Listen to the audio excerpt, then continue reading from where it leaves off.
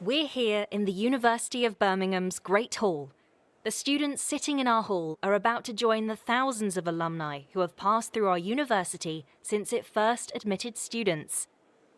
Degree congregations at the University of Birmingham date back to 1901 and are held here in the Great Hall, right at the heart of our Edgbaston campus. Attended by nearly 30,000 graduates and guests each year, these events are the highlight of the university calendar and represent for many students the conclusion of their studies at Birmingham. Originally built as a cathedral to learning, the Great Hall never fails to impress our students. The building is Grade 2 listed, and it's really the details that make the space so special. It features a trompe-l'oeil domed ceiling located above its formal marble entrance. The entrance is bordered by archways that are designed to draw the eye toward the centre of the room.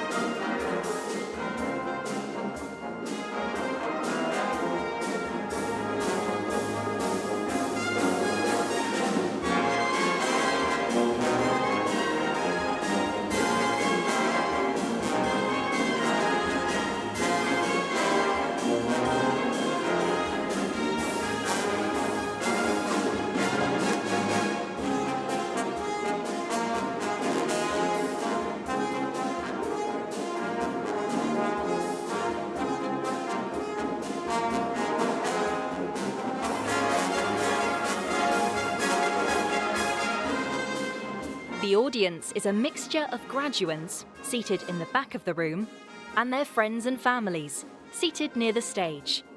During the ceremony, the graduands will make their way up to the stage, accept their scroll, and be applauded by their families and fellow students.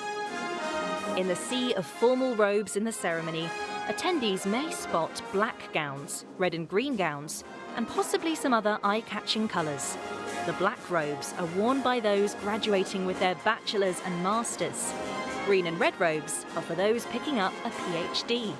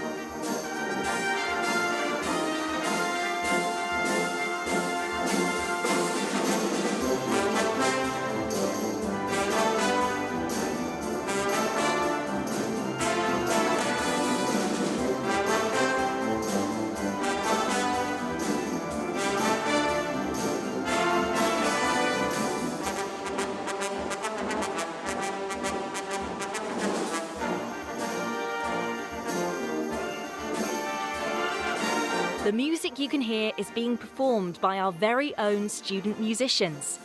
They often perform versions of modern pop hits or songs with a Birmingham connection. So if you're thinking, that sounds a little like Duran Duran, you might be onto something. You'll be hearing more from the student musicians towards the end of the ceremony.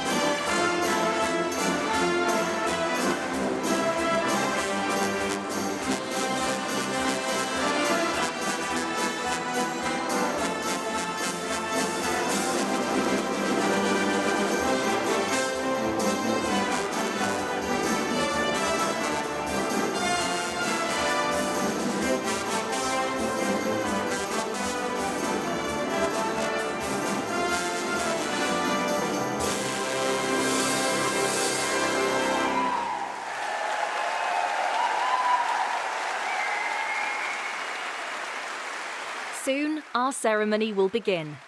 There's a degree of pomp and circumstance to the day that echoes back through the years. These rituals connect our graduands today to students from the very first universities formed in the 13th century.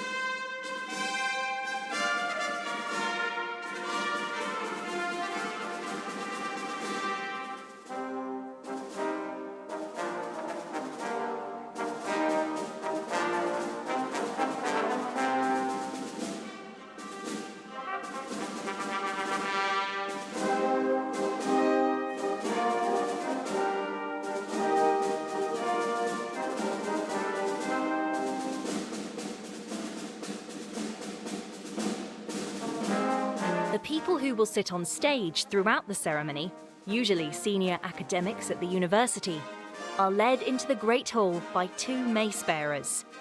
There is a mace bearer at the front of the line and one at the back. The latter is called the Esquire Bedell.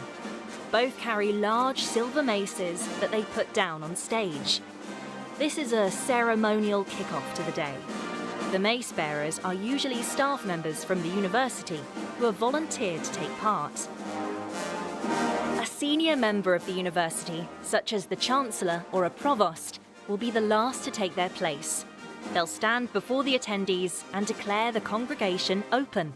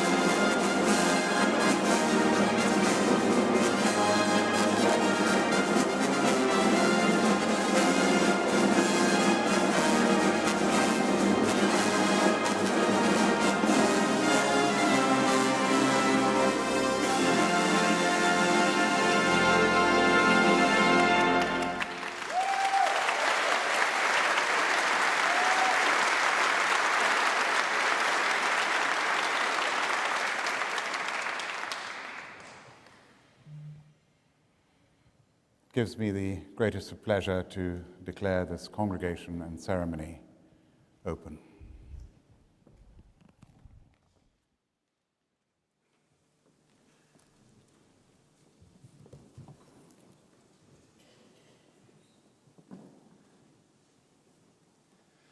Good afternoon, everybody, and a very, very warm welcome to Birmingham. It's a genuine pleasure that you've all been able to join us this afternoon. I'm Adam Tickell, I'm the University Vice-Chancellor, and it's a real pleasure, as I say, to welcome you, our graduands, and your families, your friends, and your supporters to your graduation ceremony. Dedication, resilience, growth, achievement, and friendship. I hope that these are just some of the words that have characterised your time here with us at the University of Birmingham.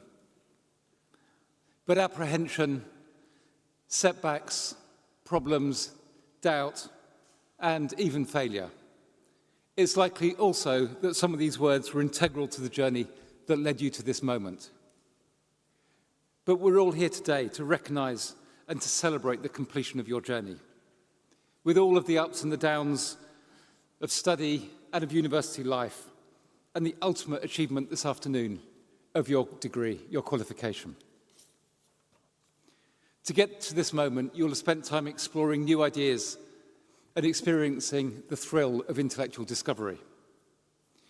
You may have had coffee-fueled debates with your fellow students during late-night study sessions. You will have tackled seemingly insurmountable problems and overcome them. You'll have learnt about perseverance, about balancing work and play, and about the value of friendship and community. All of these lessons are ones that you'll carry with you long after you leave the hall. But universities are, of course, much more than centres of learning. We're melting points of cultures, of ideas, of beliefs, of languages, and of customs. You only have to travel a few hundred metres behind me to Selly Oak High Street to see this brought to life in the myriad of shops and restaurants which represent cultures from all around the world. Your time in Birmingham will also have provided fertile ground for meaningful and formative relationships. Many of you will have made friendships during shared experiences at social events and in classrooms. Treasure these. They are as important as everything else you've achieved at university. They're the foundation for your future support networks, and they'll provide you with emotional sustenance and career advice. These are people who will stand alongside you when times are tough and celebrate alongside you when times are good. These relationships are ones that will last you a lifetime. And I hope that as you look back on your time with us in Birmingham, you'll feel a huge sense of pride. Today is an important step in your journey, a moment to celebrate the tenacity, the determination, and the drive that you've shown to reach your goals. So let's take a moment to acknowledge everybody who played a part in getting you here today.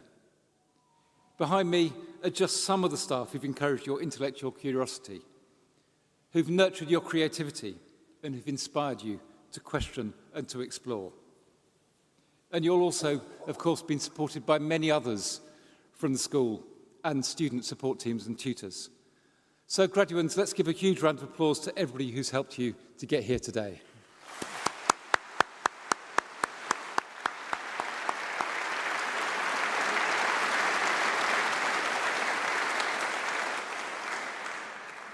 But I hope they'll forgive me, because in front of me and between me and the graduands and watching around the world online are your friends, your families and supporters who've given you more.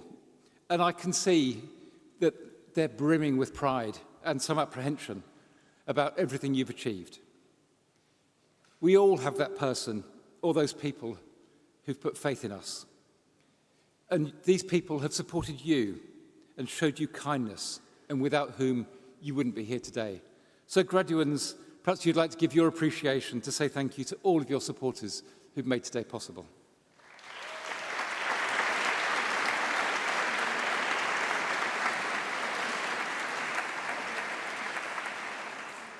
Do you know, I'm getting old because I can't hear things very well.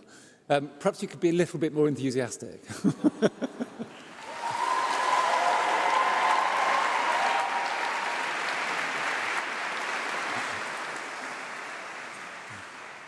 Thank you, and that's much better. And I can see, actually, you can't see everybody, but they're really much happier with the second round than the first. They were thinking of all the money and the time they've spent with the phone calls that they've taken. Today, you'll be leaving, most of you will be leaving the university behind. Don't lose the curiosity that you've nurtured. Listen to voices in your head that say, go on, have a look, see what's out there. Continue to ask why, how, and what if. Always seek out new knowledge, because this will lead you in the direction of the best of your adventures and provide you with rich stories to tell in the future. This ceremony is a really special one for the university. It's particularly memorable because on stage there's somebody who will be leaving the university today. Our Chancellor, Lord Curran Bilimoria. Curran is stepping down at the end of today after a decade of dedication to the university as our Chancellor. I'll say a few words later, but I just wanted to say thank you very much to Curran now. Curran has given his life over the last decade to supporting students from the university. He always has had interesting stories and good advice to give on the occasion of graduations, and you will hear from him at the end of the ceremony. In the meantime, you will be the last of a series of almost 19,000 graduates who've shaken his hand or received a scroll from him as they graduate. And this moment is fast approaching. You'll soon be called to come up onto the stage.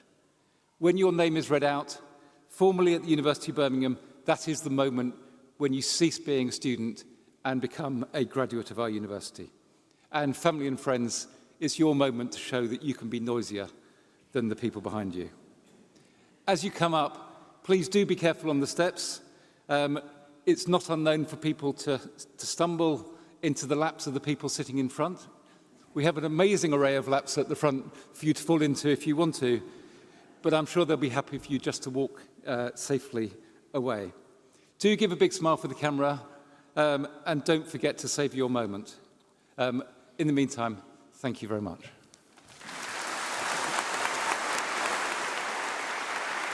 Now for the handing of the scrolls.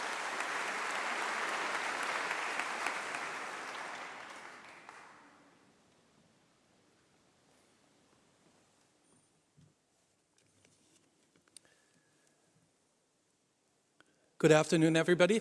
My name is René Lenstedt. I'm the head of the School of Government, and I have the pleasure of reading out the names today for this beautiful graduation. Chancellor, to you and to the university, I present the names of these graduates as listed in my program, proved worthy to be admitted to their respective degrees.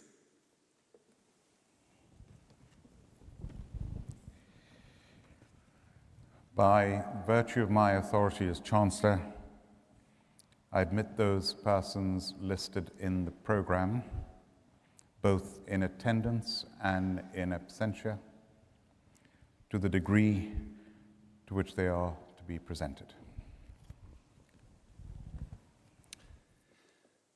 College of Social Sciences, School of Government, Doctor of Philosophy.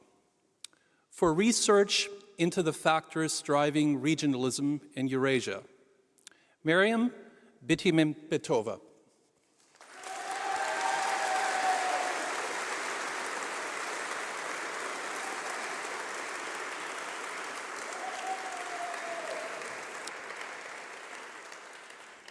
For research into the role and function of the public inquiry within British governance, Nathan Critch.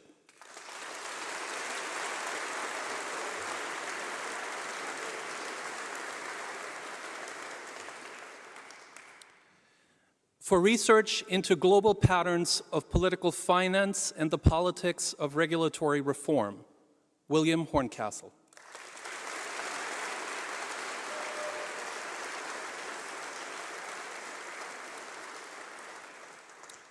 For research into the political economy of the management of public expenditure in the UK, Darcy Luke.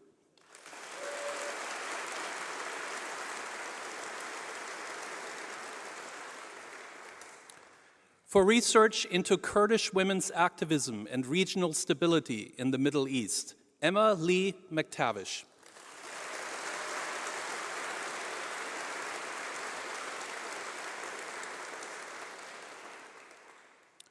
For research into the foreign policy and agency of authoritarian African states, Daniel James Munday.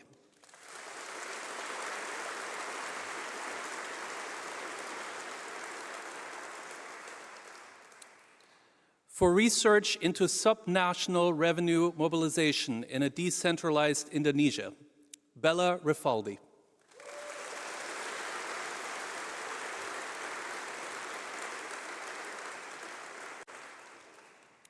For research into the transformation of institution in Tunisia after the Arab Spring, Adnan Abdul Rahman Saif.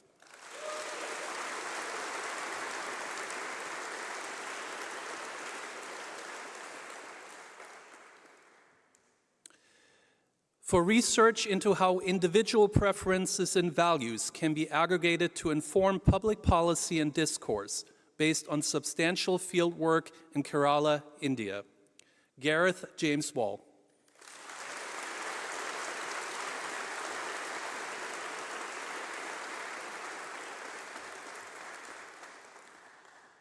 For research into how an individual's perceptions of another's trustworthiness could be shared with other higher-level officials, thereby opening up new spaces for conflict resolution with special reference to the Oslo peace process, David Wilcox.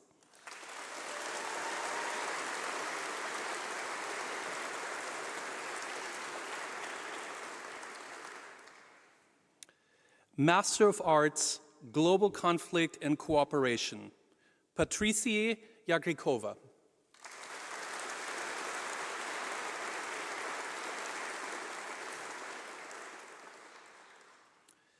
Master of Public Administration, Finance, Mohammed Abdus Salam Chowdhury.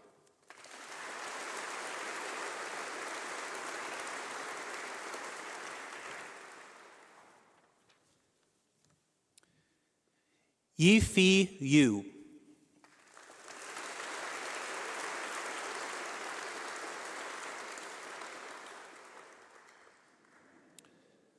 Public Administration, Emily Orchard.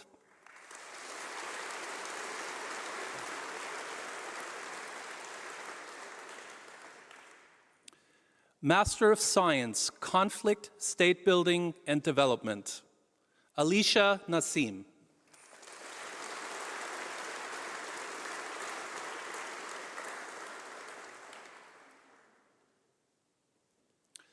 Development Policy and Politics, Alexander Frederick Pendlebury Bow.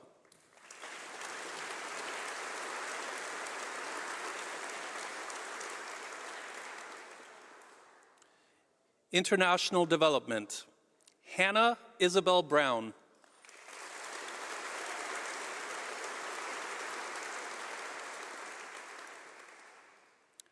Caitlin Hazel Ann Dean.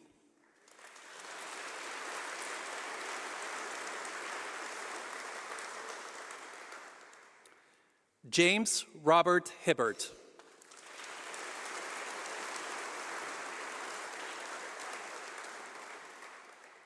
Shah Nusrat Jahan.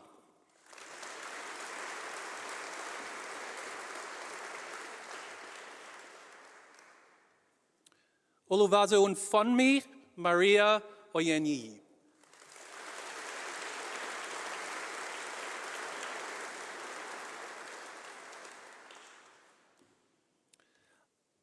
Annika Manisha Viratne.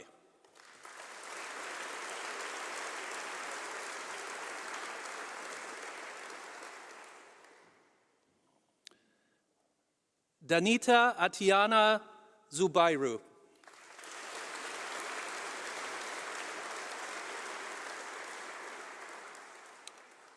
International Development, Conflict, Security and Development, Olivia Deslandes.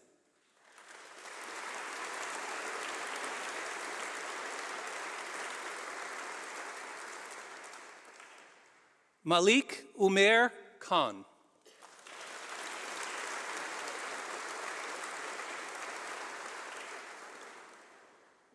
Uchenna Florence Nbokedi.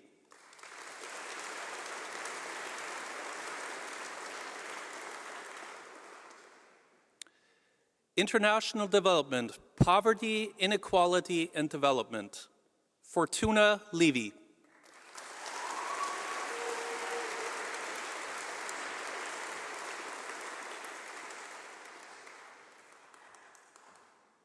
Public Management and Leadership, Parminda Singh Garcha.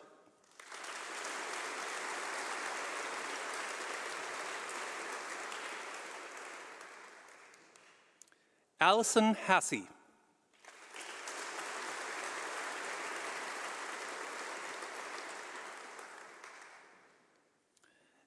Emma Joanne Kirkland Krumbine.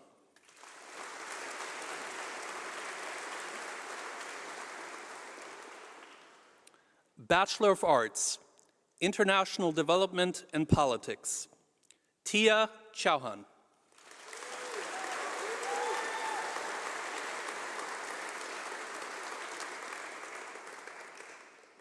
Melanie Waithera Shigi.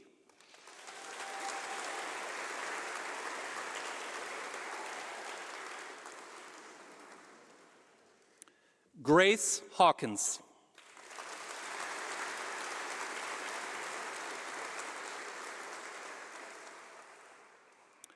Bethany Taylor.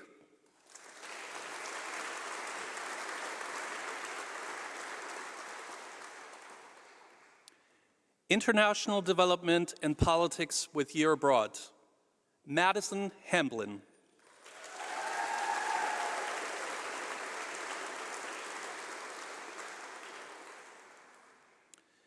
International Relations, Joshua Nathan Marcus Adams.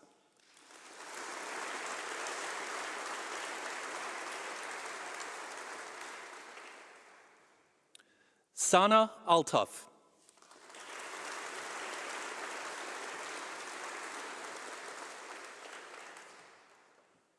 Nancy Elizabeth Church.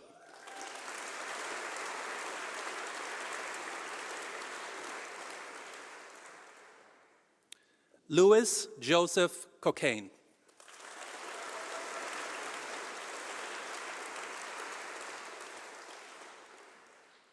Halima Umar Dalhat.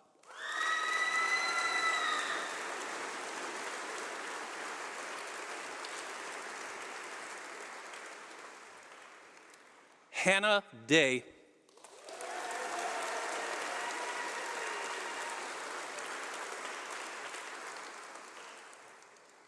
Sajid Elkoni.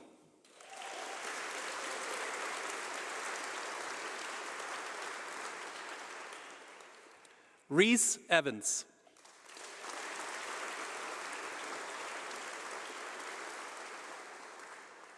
Harry Grant.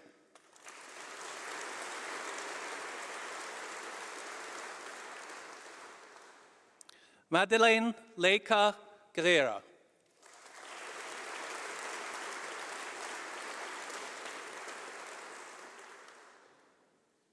Wei Chi Wang.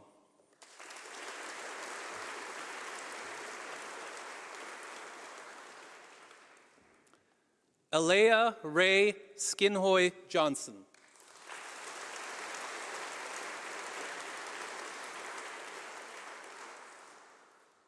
Miriam Karen Betford.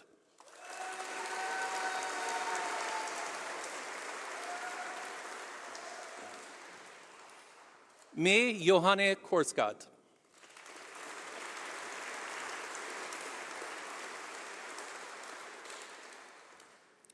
Emily Ann Lane.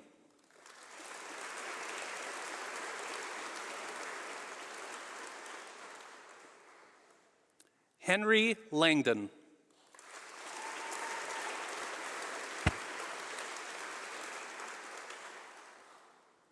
Mutong Lee.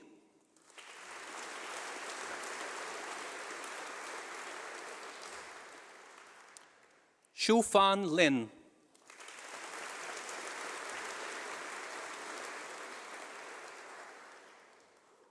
Ziki Mai.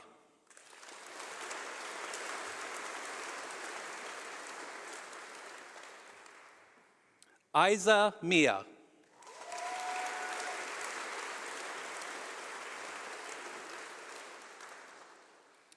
Jamie Pokorski.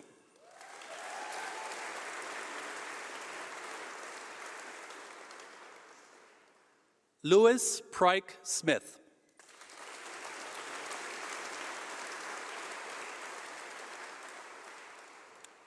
Thomas Oliver Richardson.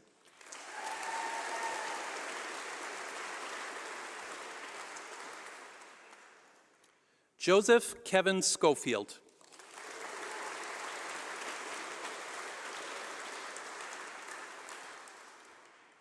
Hang Shen.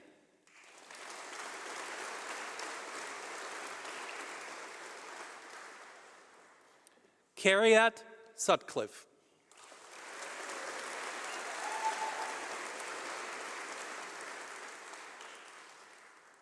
Ahmet Sargis Taher.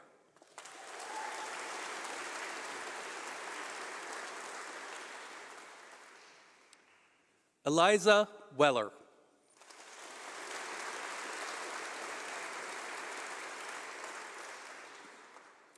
Samuel Williamson.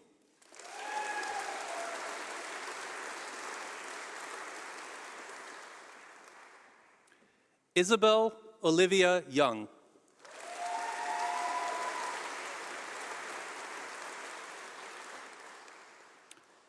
International Relations and Development, Ella Jane Copson.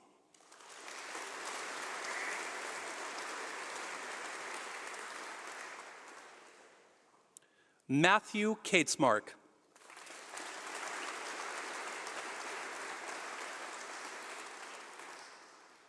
Emilia Rose Mathias.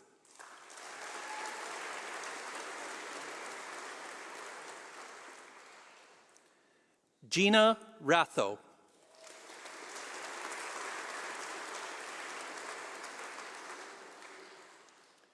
Shreya Ritan Shah.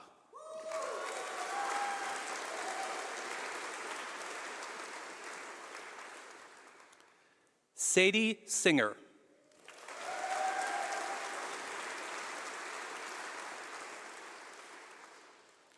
Lily Alex Smith.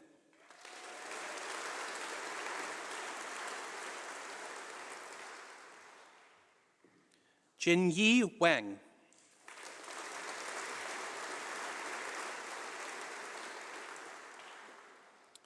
Laura Jasmine Waters.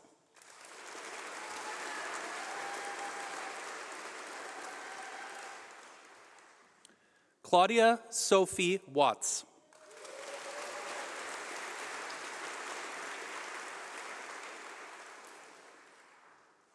Abigail Sarah Yendel.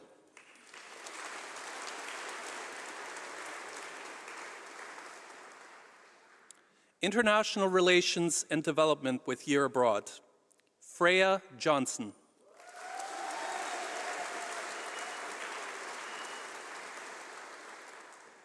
Anna Elizabeth Rhodes.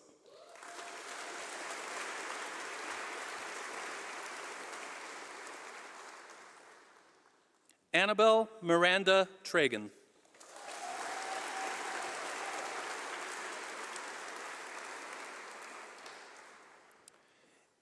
International Relations and Development with Year in International Business, Sigrid Raquel Kamalik.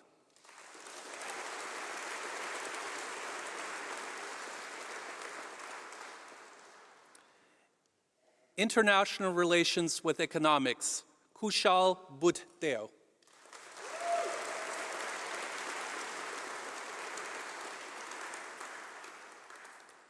Vongai Rachel Shiwadi.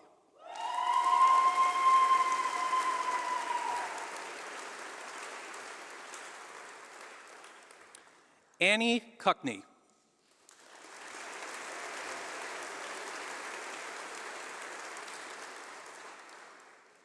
Phoebe Dixon.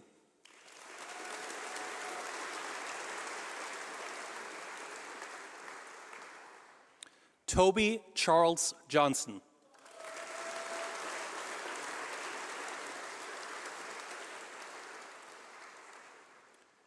Kush Pratik Patel.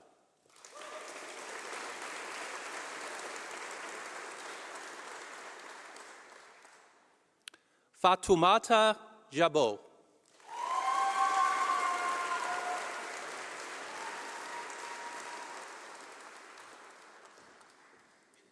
International Relations with Economics with Year Abroad, Felix Samuel Peters.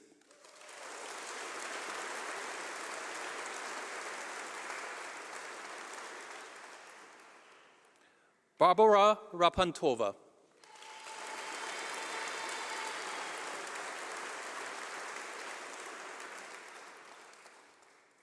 James Robert Stevenson.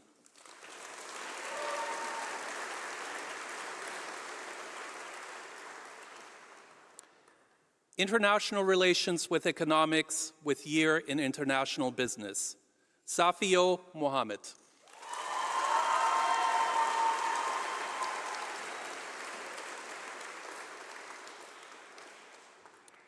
International Relations with French, Emma Grego.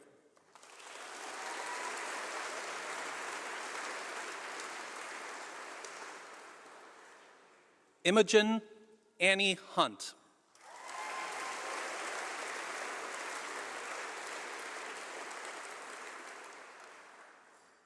Lavinia Teoli.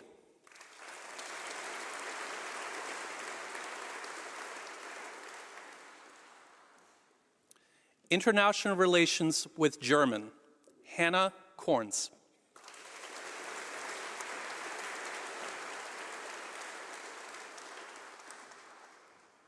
Ramaya Rathar Pillai.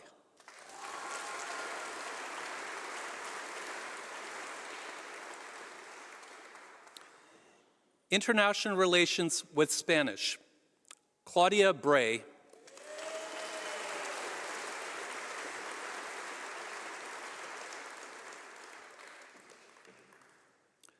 Rosie Dow.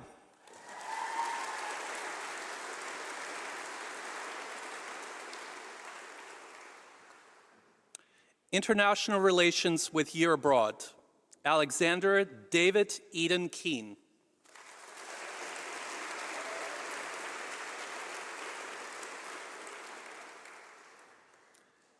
Megan Jasmine Lacey.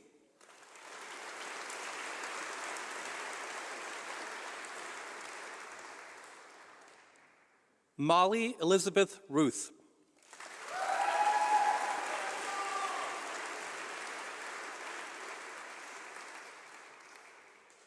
Afope Sodipo.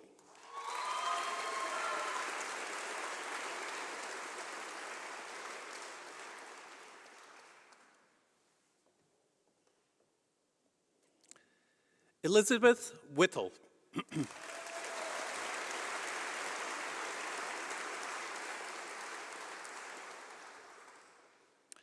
International Relations with Year in International Business, Genevieve Kebe.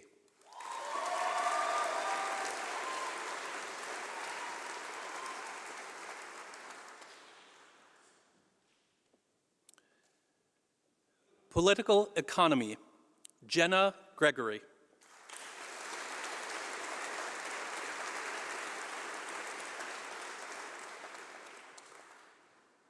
Chense Huwei.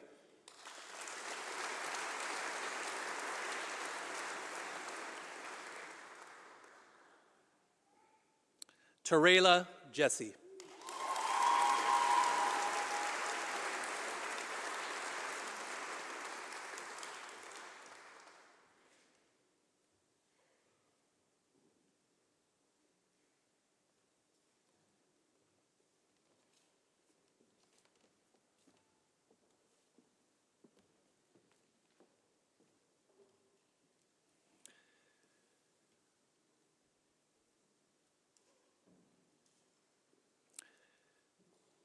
Hong Chiang Lee.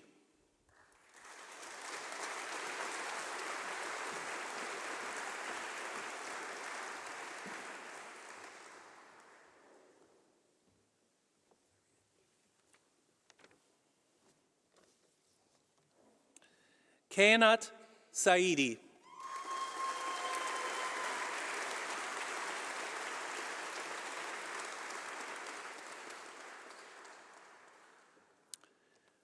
Political Science.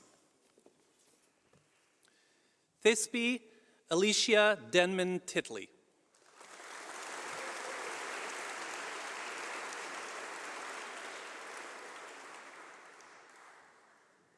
Malik Zaki.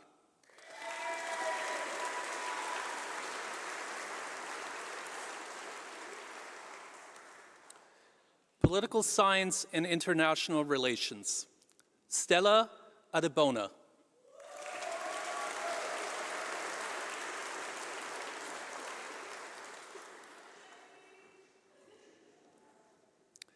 Sarah Lillian Ritchie Broadhurst.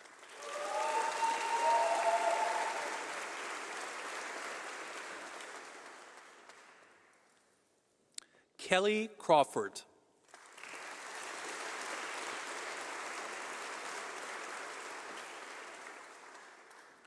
Harriet Amelia Davidson.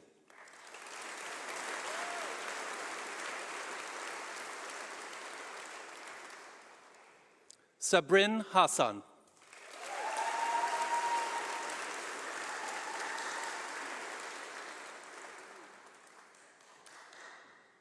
Lois Hinder.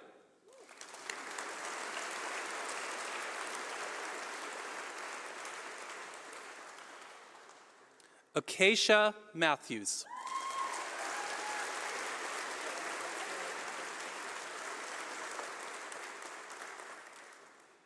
Santiago Jose Romero Fernandez.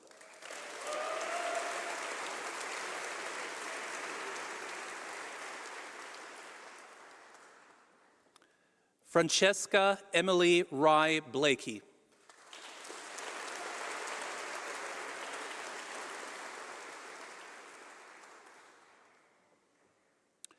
Political Science and International Relations with Year Abroad, Manisha Dhaliwal.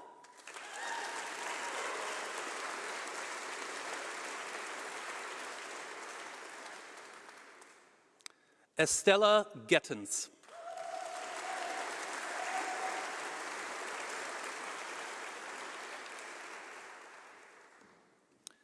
Catherine Ruth Harbin.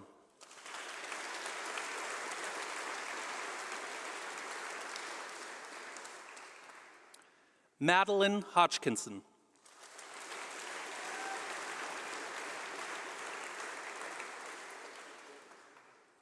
Marcus Hudson.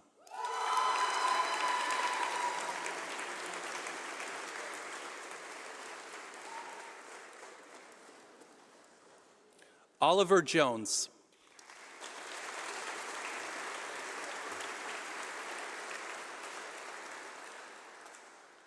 Saskia Rosa Lonergan.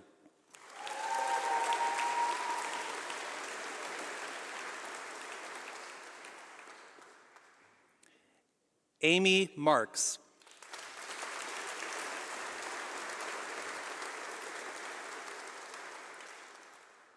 Shona Nayar.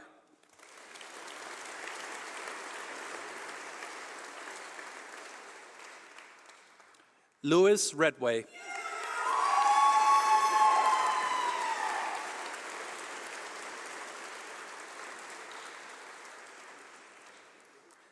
Olivia Saunders.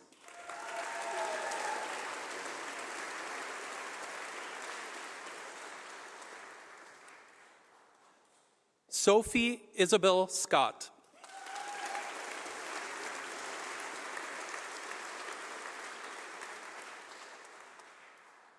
Alexander John Edward Ward.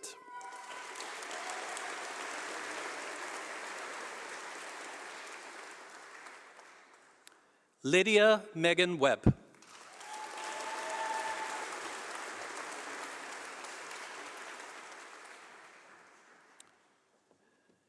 Political Science and International Relations with Year in International Business, Kieran Eugene Murray.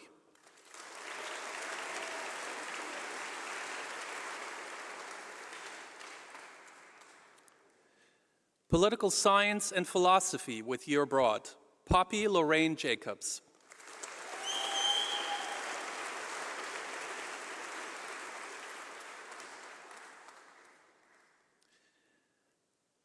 Political Science and Sociology, Anastasis Mauriak.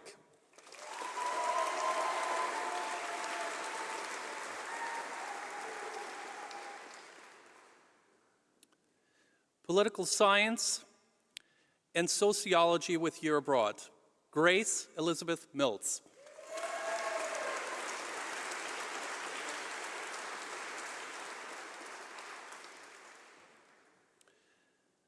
Political Science with History, Isabel Jenny Ainsworth.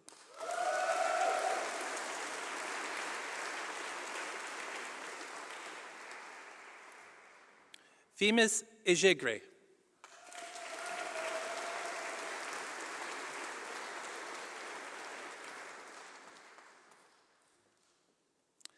Naomi Leah.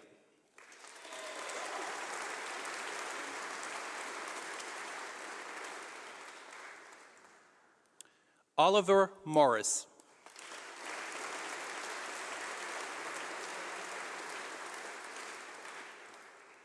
Urtika Sarvar.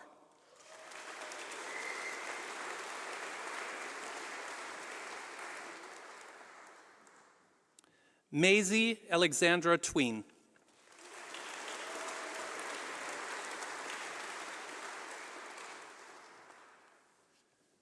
Political Science with Year Abroad, Lucy Blitz.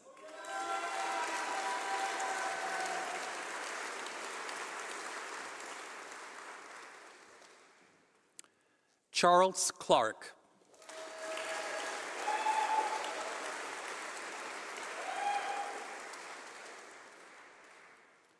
Finlay Glover.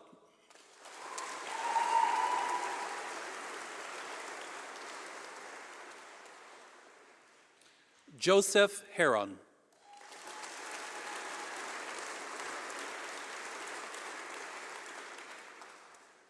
Politics, Louis Broom Phillips.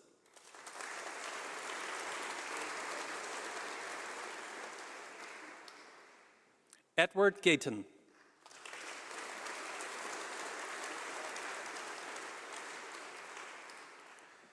Freya Sigerson.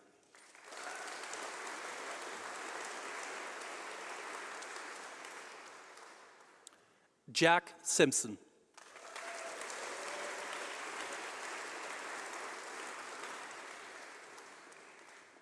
Giacomo Tortorici.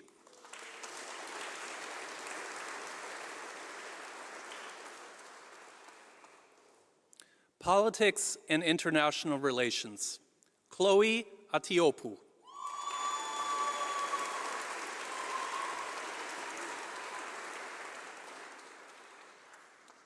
Rashida Jumoke Iyimbude.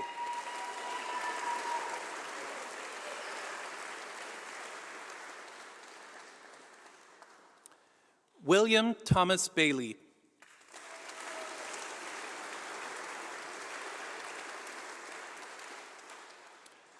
Zain Ali Bandali.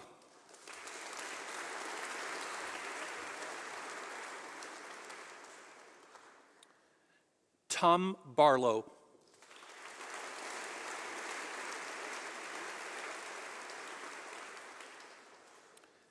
Poppy Rose Barnett.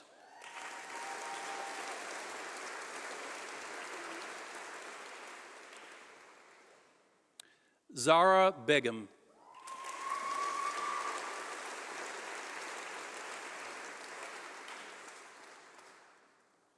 Emil Belgrave.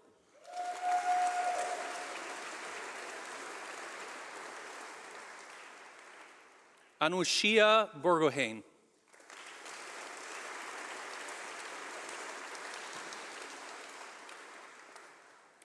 Fengyu Chan.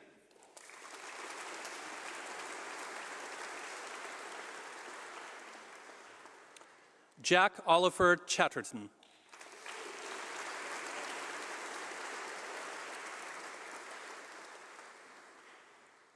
Megan Chowdhury.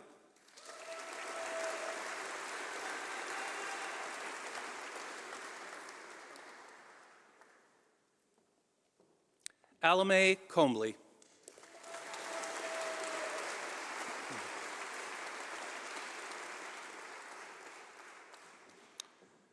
Sarah Ruth Krang.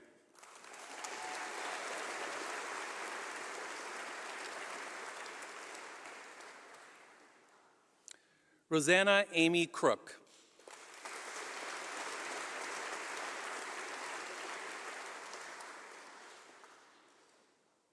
Khalil Dajani.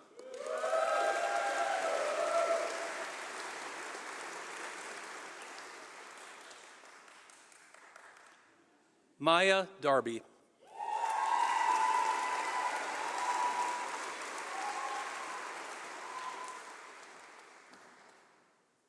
Holly Darlison.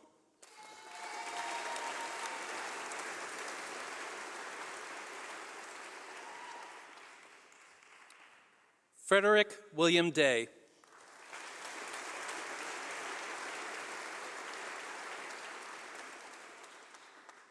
Vanessa Dweck.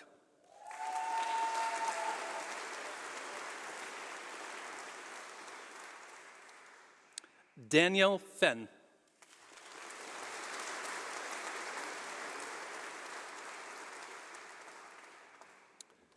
Callum Joseph Fiskin.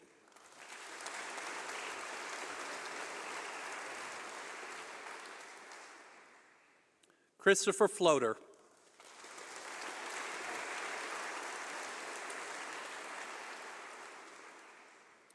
Benjamin Fullman.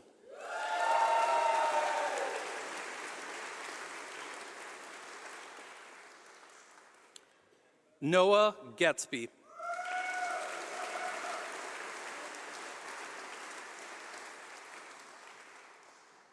Krista Louise Goodwin.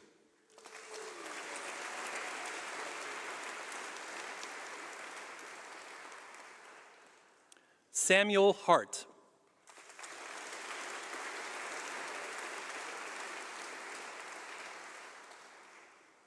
David Raphael Helmy.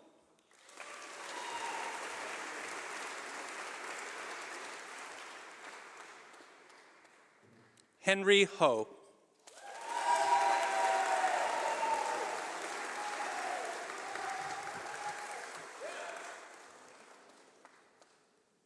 Sophie Hook.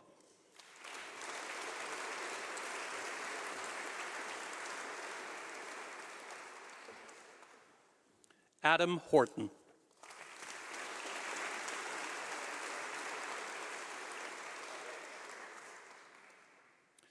Samuel Jonathan Hewlin.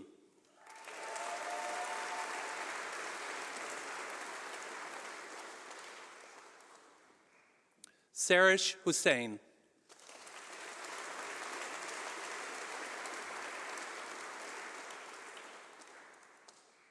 Albie Jackson.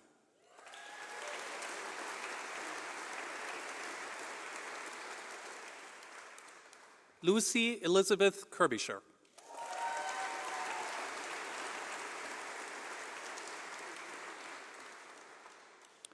Sophie Layden.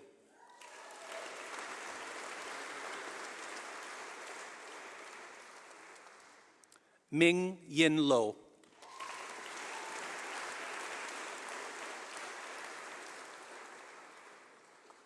Naeem Mamadi.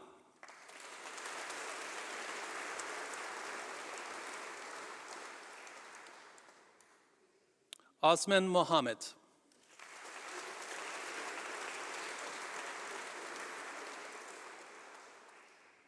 Willow May Evie Mount Lamb.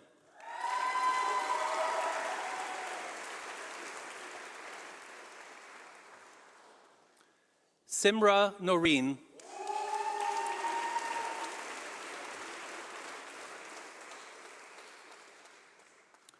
Patrick O'Regan.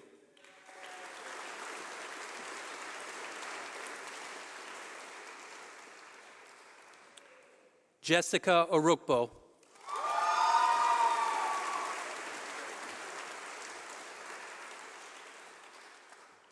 Natasha Parker.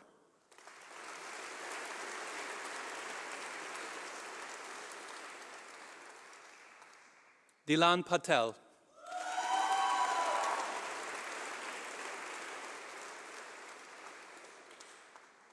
Rosie Rivers.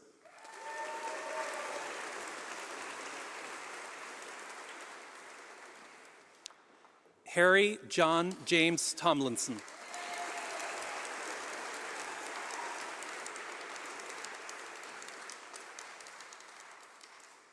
Fren May Miriam Walsh.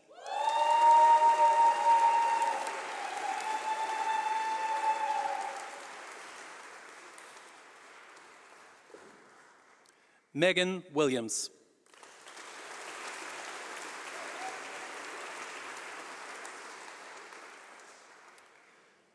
Joshua Justin Robert Williams.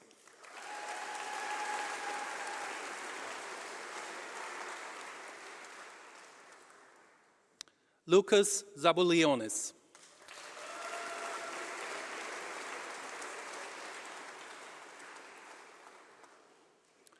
Politics and Philosophy, Freya Bogdanovic.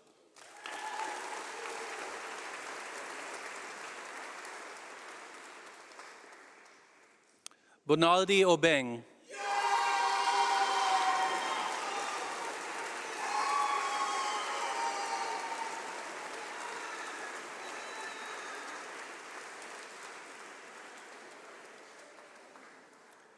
Elliot George Rubellard Webb.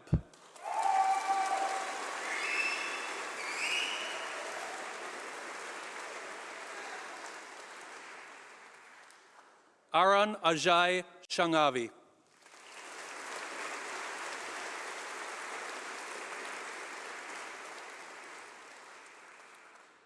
Politics and Philosophy with year in Computer Science, I guess that means. David Deegan.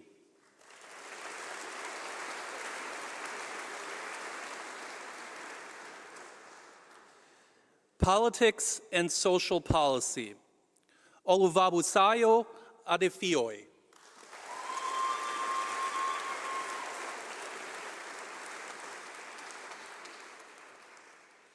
Bethany Brown.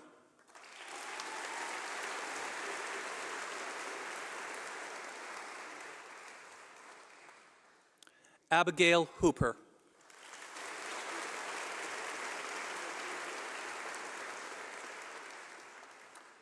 Lilia Era Tynan.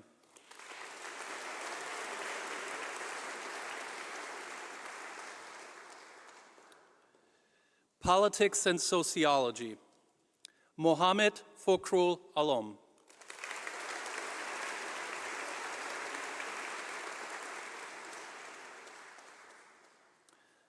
Tatiana Rachel Bilvala.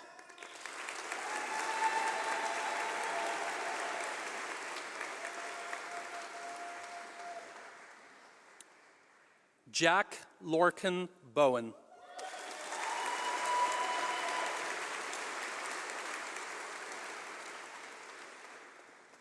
Georgina Brocklehurst.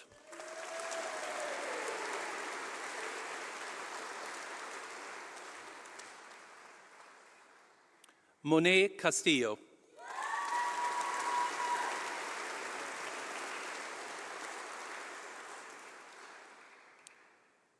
Phoebe Alicia Wykes.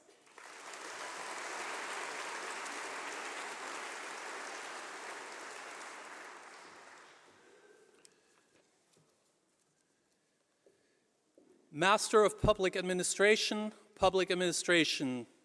Tianu Kai.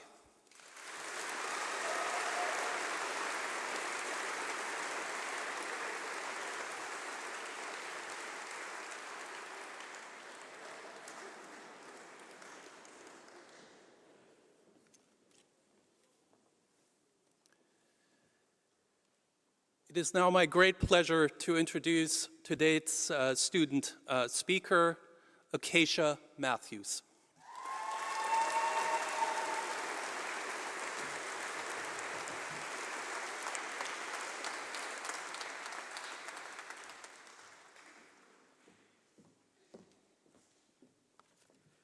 Ladies and gentlemen, esteemed faculty, proud parents and friends, and my fellow graduates. We are here to celebrate and acknowledge the years of hard work which have got us here. I'm deeply honoured to have been asked to speak as a student representative for our cohort and hope that I can do justice to the perseverance and growth we have all experienced throughout our time at Birmingham. We have all in some way or another had our academic journeys affected by an unforeseeable pandemic. For some, this manifested in A-levels being studied amidst social distancing. For others, like myself, we started our university experience under the shadow of lockdown, whilst others saw the University of Birmingham pre-pandemic and have endured the changing learning and research conditions that COVID-19 caused. The pandemic disrupted routines, forced us to adapt to new ways of learning and interacting. Online classes, virtual discussions, and remote exams became the norm. We had to navigate the complexities of the global health crisis while continuing our academic pursuits. It was a time of isolation, anxiety, and uncertainty. And although this was challenging for all of us, we are more resilient, more resourceful, and stronger as a result. The return to normal on campus over the last 2 years has been welcomed by all. Myself especially, who's probably enjoyed one too many campus burritos and late sports night renditions of Angels, something that wouldn't have been possible with prior lockdown restrictions. However, the pandemic also underscored the importance and relevance of the subjects that we are studying. Politics and international relations, or variations of such, were at the centre of global discourse. We saw firsthand how governments responded to crises, the impact of international cooperation and conflict, and the critical role of effective leadership, thus highlighting the range of opportunities that we all have once we leave the University of Birmingham. It is, however, also important to note, when talking about the relevance of our degrees, how incredibly lucky we are to be able to graduate this summer. There are many students across the world who are not afforded this same privilege as a result of ongoing conflict, and we should be mindful of this. We are not only celebrating the completion and success of our degrees, both undergraduate and postgraduate, but also the additional extras that make UOB so special. So many of us in the room have made time to volunteer, work part-time, join societies, and truly enrich the community, both at the University of Birmingham, but the city too. The work done by students is truly incredible and noteworthy. We should also take the time to celebrate the friends that we have made during our time here at Birmingham, whether they take the form of course mates, partners, housemates, or colleagues. We have all built our own communities around us to make incredibly special memories. We are leaving the University of Birmingham with degrees that can change the world. As Jan Royale said in a speech to Somerville College, Oxford, "I believe that when we make the most effective changes, we stand on the shoulders of those who've gone before us." None of us would be here without the dedicated support and encouragement of both the lecturers and academic staff that are sat behind myself, the support and experienced staff from the School of Government, and the friends and family that are both here and cheering on from home. I speak on behalf of my cohort to express exceptional thanks for giving us the shoulders to stand on, to be able to leap off and change the world. As we step into the future, I urge us to carry the spirit of Birmingham with us, strive for excellence, champion justice, and make a positive impact in all that we do. Thank you, and congratulations to the class of 2024.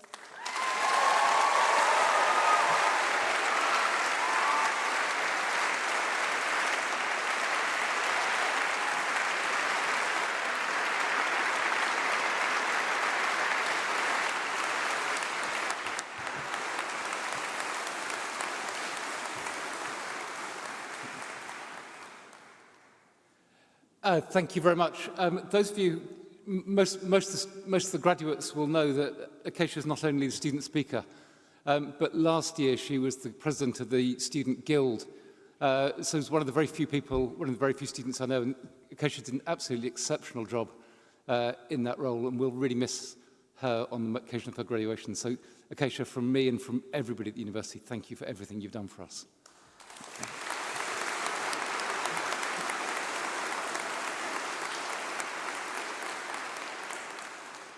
Now, normally you don't have the real pleasure, I say that jokingly, of hearing from me twice at this occasion.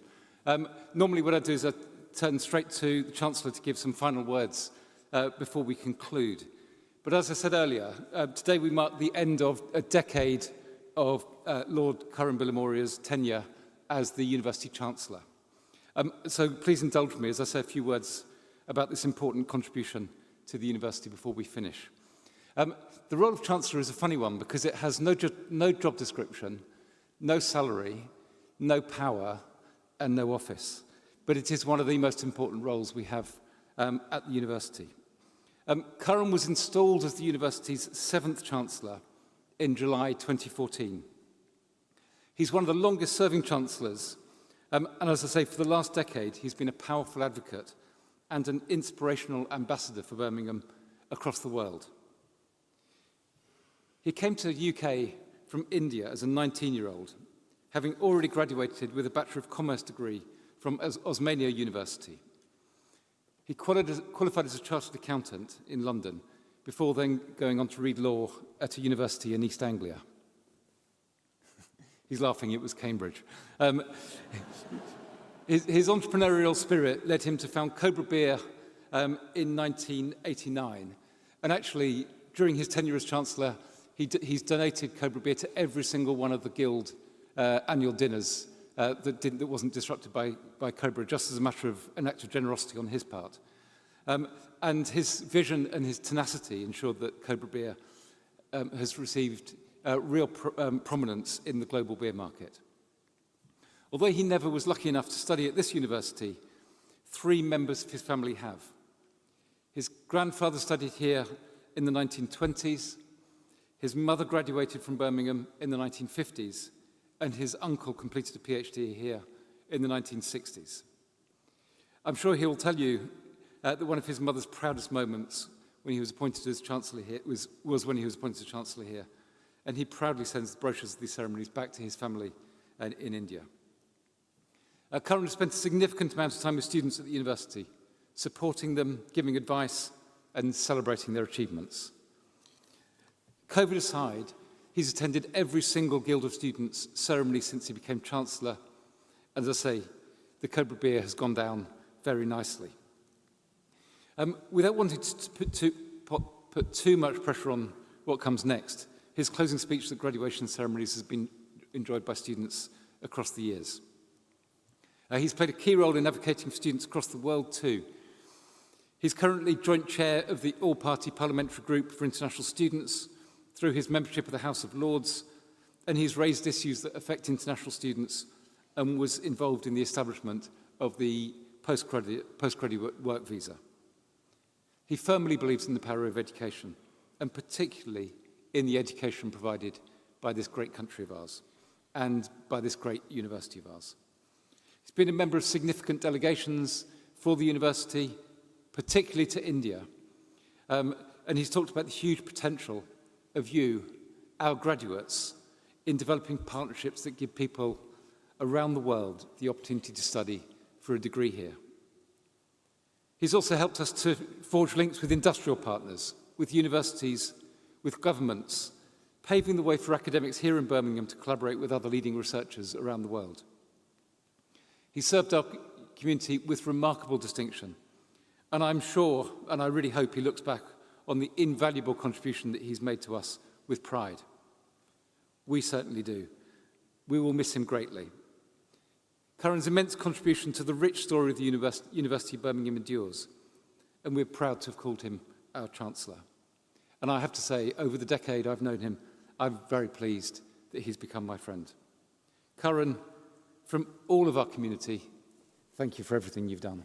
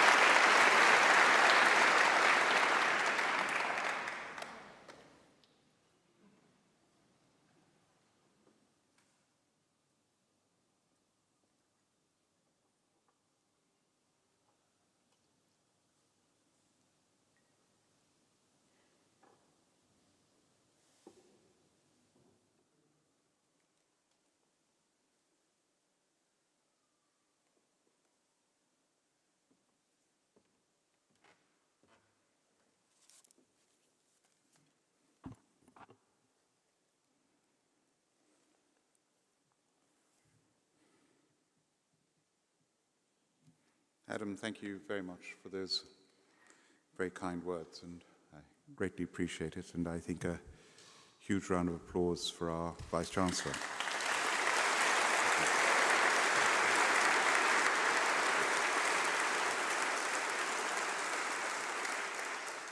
When I first joined 10 years ago, Adam was in effect, Deputy Vice-Chancellor as Provost of the university for the first few years, and then he got promoted to becoming a Vice-Chancellor, went away to Sussex for 5 years, missed Birmingham too much, and came back as Vice-Chancellor. So we're lucky to have you back. So he's the second time he's been Vice-Chancellor. And that's not unusual. His predecessor, Sir David Eastwood, who's a very well-known figure in the university sector, not just here but worldwide, had also been a university chancellor before he became Chancellor of the University of Birmingham. So it's seen as a promotion to come to Birmingham as Vice-Chancellor. And I think also a huge round of applause to Acacia for that super speech that she made.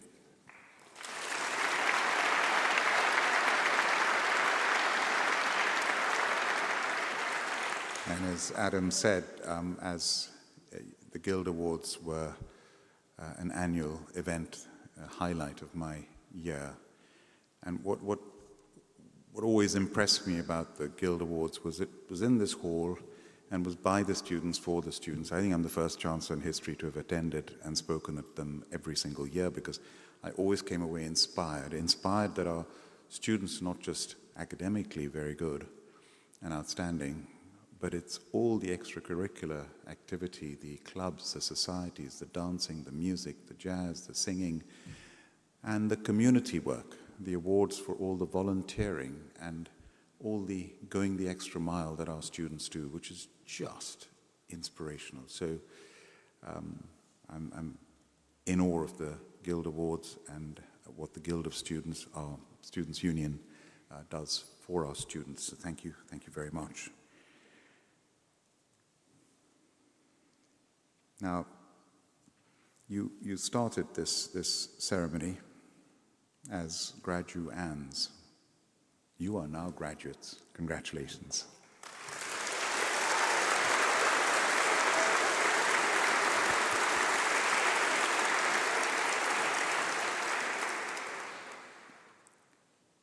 And Adam said this in his speech at the beginning, and I just want to reinforce it. You know, when you go ahead in life, there are three aspects really to your life. One is yourselves, your own personal life, your physical well-being, your mental well-being, your spiritual well-being is one part of your life. Second part of your life is whatever work you do, your profession, your daily work. And the third part of your life is your family. And always, always, always the most important of those three is your family, by far. So when you graduated today, it was through your hard work. And you deserve everything for what you did. But you couldn't have done it on your own. You've done it through the help of your friends, your colleagues, your classmates. You've done it with the help of your wonderful teachers, your faculty. And if you're feeling proud today, you have no idea. You have no idea how proud they are feeling of you right now.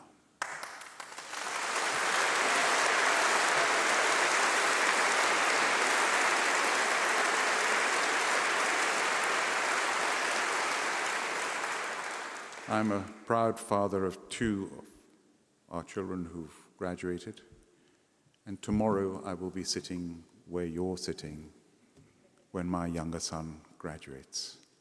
So it's a wonderful, this hall, if one could capture the happiness, the celebration, the family spirit that is over here. So I want the graduates to stand up and applaud their family and their friends and their faculty. Please, graduates, stand up and give them a huge round of applause.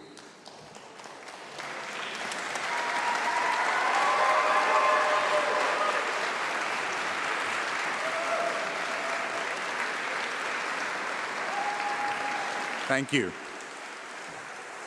Thank you, please.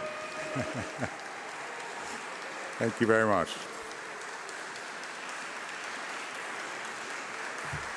Please be seated. Thank you. That's wonderful. Now, when you walk out of this hall as graduates, you're leaving this great hall, but you're never leaving.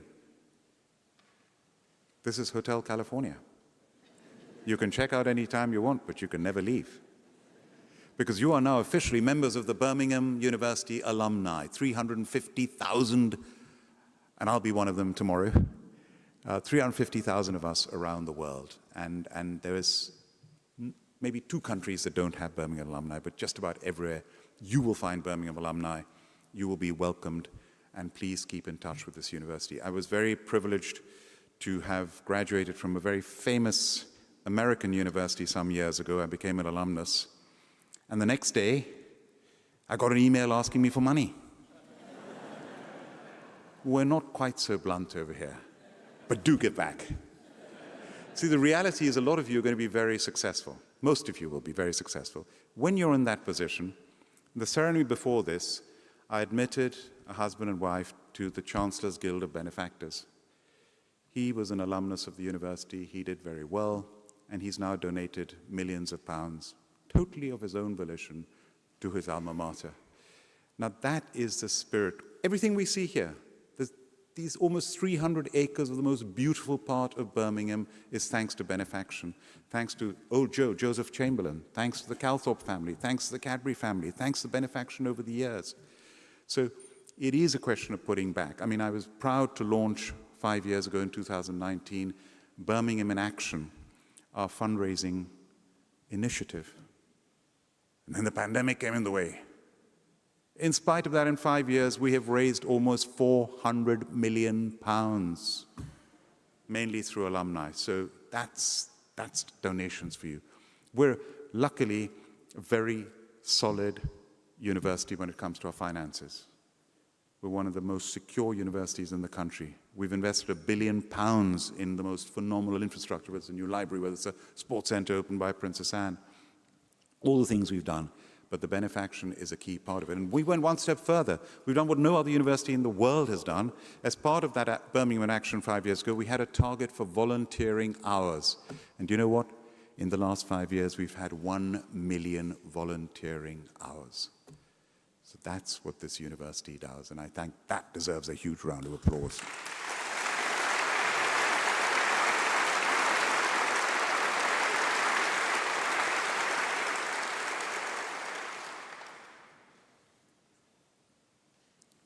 Our achievements in, just these 10 years, 2 Nobel Prizes. We've got 10 in total. The Olympics that are happening in Paris, there'll be Birmingham students and alumni taking part. We've had gold medals from our university. The Commonwealth Games 2 years ago, we did more as a university than any university in the world has ever done for any games, Commonwealth, Asian, Olympics. The baton relay, the baton was designed by our scientists, handed over by Her Majesty Queen Elizabeth II at Buckingham Palace. I was there to see it, to the first baton relay holder. Went all around the world measuring the air pollution, air quality, reporting back live to our scientists. We're one of the major sponsors of the Commonwealth Games. The Athletes' Village was on campus. Squash was on campus. Hockey was on campus.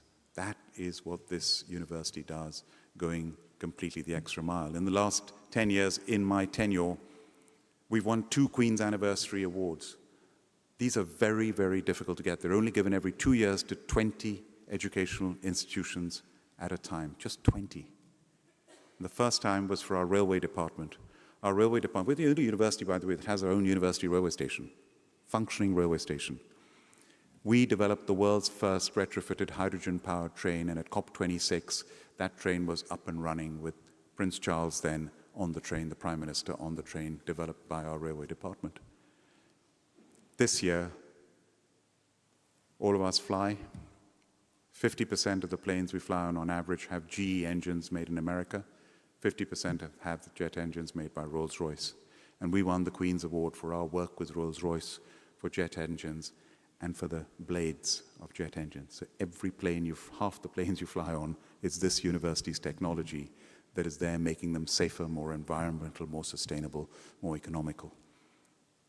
And 100 PhD students of ours now work for Rolls-Royce, and our academics work in and out of Rolls-Royce factories every single day.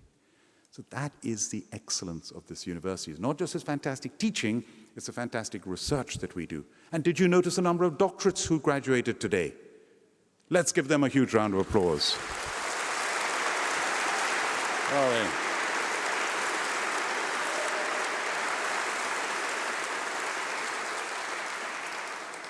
Now, did you also notice something else? Could the international students put your hands up, please? Can I just see a show of hands of international students? Yep, there we are, there they are, they're going up, they're going up, they're going up. Thank you for your money. 42 billion pounds a year international students bring into the UK economy. That's almost as much as our defense budget. You know, but it's far more than the money. You enrich the experience of our university and of our fellow students. You are living bridges between this country, this university, and your countries, generation-long bridges.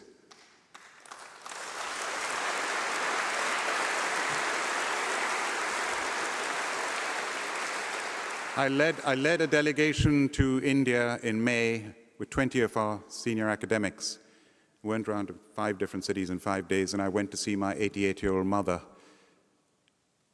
And I almost missed my flight coming back to London. Because as I was leaving, she said, "No, Karen, please wait, please wait." I said, "Mummy, I'm going to miss my flight. Just wait." And I went into her bedroom. There she was, carefully with a ribbon, wrapping a present for her best friend from Birmingham, Suzanne, who lives in Jersey, for me to post when I came back to London. That is the friendship.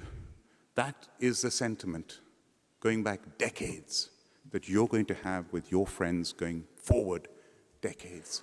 So international students, wonderful. And not exaggerating, 25% of world leaders as we speak have been educated at British universities, 25% at American universities, and the other 50% all the other countries in the world put together.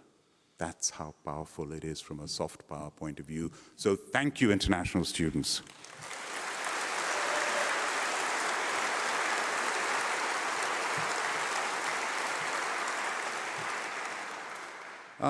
Acacia, in her fantastic speech, spoke about the challenges that many of you have gone through who've been here for 3 years. You know, the pandemic, lockdowns, anxiety, resilience. And she used this wonderful term of degrees that we can change the world with. Well, my father was a senior general. He was Commander-in-Chief of the Central Army in India, 350,000 troops under his command. And he always said, "Son, the true test of leadership is not in good times. It's in adversity." And I'm sorry to say this, looking ahead in your careers, I'm not some doomster, you're going to have challenges. Today is one of the most uncertain environments I've ever experienced in my life with what's going on around the world. The degrees that you've studied, many of them, one thing that gives me a lot of reassurance is democracy. On the 4th of June, India declared its election results. A 6-week election spread out over different phases. The biggest elections in the history of this planet, with over 600 million people voting. And that was democracy in action. And we had 1 month later, on the 4th of July, our own elections over here. So democracy is a very, very powerful thing, and it's very precious, and we must never take it for granted. But in spite of that, we have all these challenges. And what happens is, Cobra Beer, the business that I founded, that I'm very, very proud of, it's a household name now, but I've nearly lost the business 3 times. And each time there was a crisis that I did not predict. And if you look at global crises, and many of you have studied this in your degrees that you've just graduated from, Look back in the quarter of a century. How many of these crises, these black swan events, were predicted? I mean, just give you a few examples. The global financial crisis in 2007, 8, and 9. Nobody predicted that. Her Majesty the Queen went to open a building in the London School of Economics in 2009, and all these famous professors, these world-famous economists lined up over there, and she said to them, "Why didn't any of you see it coming?" They didn't. The pandemic. The biggest global pandemic since the Spanish flu after the First World War, the biggest crisis since the Second World War. Who saw that coming? It destabilized the whole world. And I could go on giving you example after example. We had in degree ceremony today, we had a Ukrainian student. She joined in 2021, and the war started in February 2022. And she carried on over here, and she just graduated with a first-class honors degree, and her parents were here to witness it.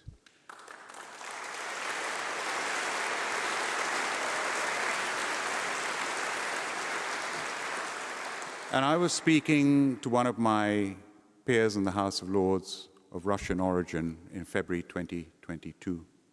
And I said to her, "Do you think Putin's going to invade Ukraine?" She said, "Never." He invaded the next day. So we don't predict these things. What I've discovered is you can't predict them, it's how do you deal with them. The three things that have got me through my crises, and I think the three things that can get through crises, one is a strong brand, and you've got the Birmingham brand behind you for the rest of your lives. Secondly, is the support of your team and your family. I met my wife 1 year after I started Cobra Beer.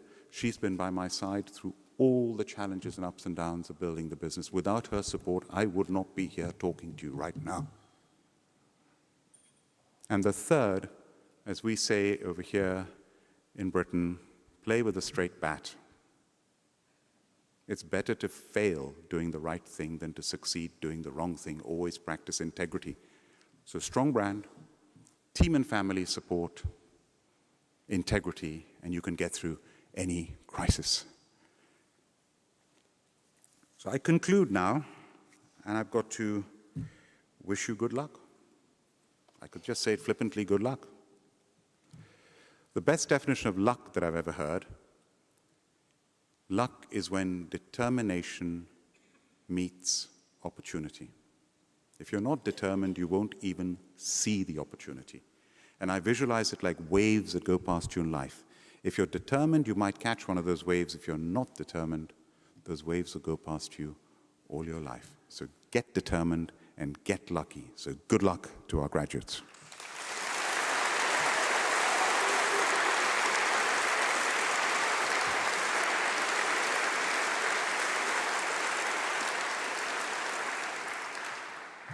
One more message to you. My son, who's graduating tomorrow, when he was 17 years old, I was dropping him to school, and he suddenly turned around and said, "Dad, you've got to live as if you're going to die tomorrow."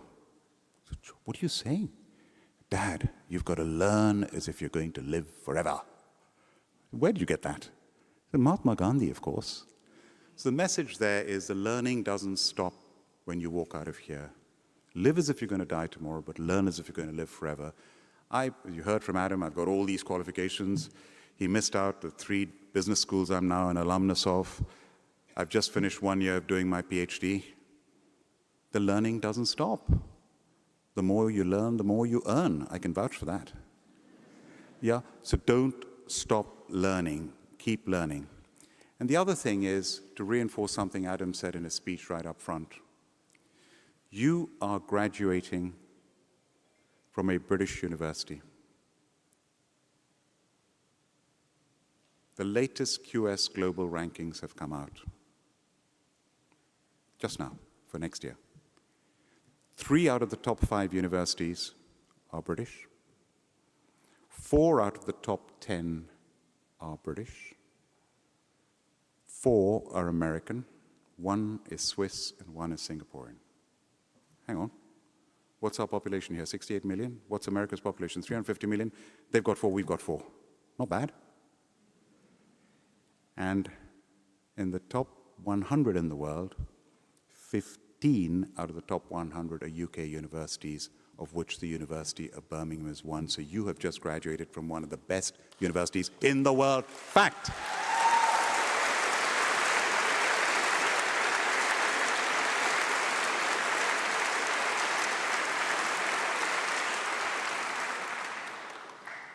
And the last bit of advice I give you before I conclude the ceremony goes back to the challenges that I'm sorry you will face, whether you like it or not. And when you face challenges, the most important thing is to believe in yourselves. Have pride in this university and believe in yourselves. Because as Mahatma Gandhi said, your beliefs become your thoughts become your words become your actions become your habits form your character, and your character determines your destiny. It's been a huge privilege to have been Chancellor of this university for a decade.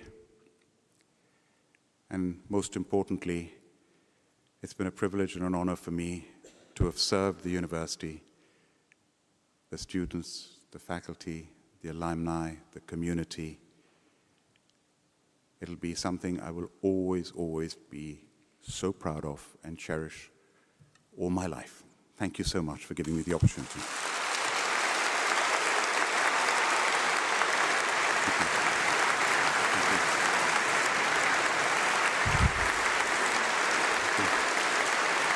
Thank you very much.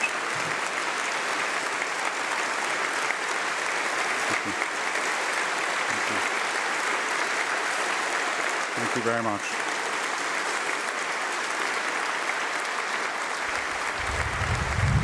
Thank you.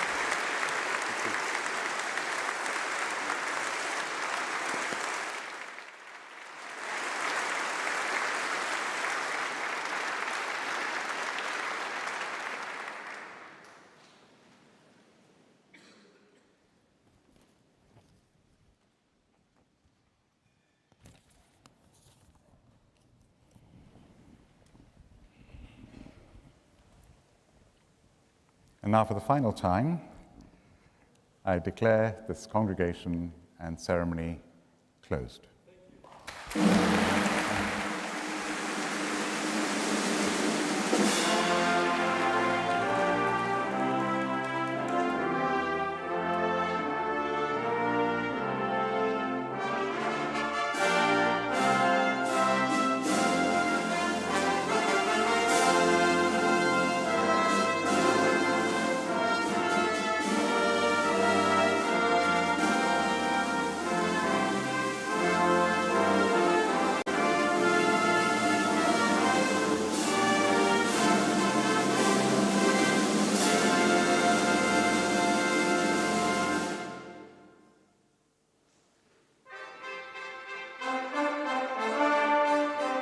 And with those words, our new graduates leave the Great Hall.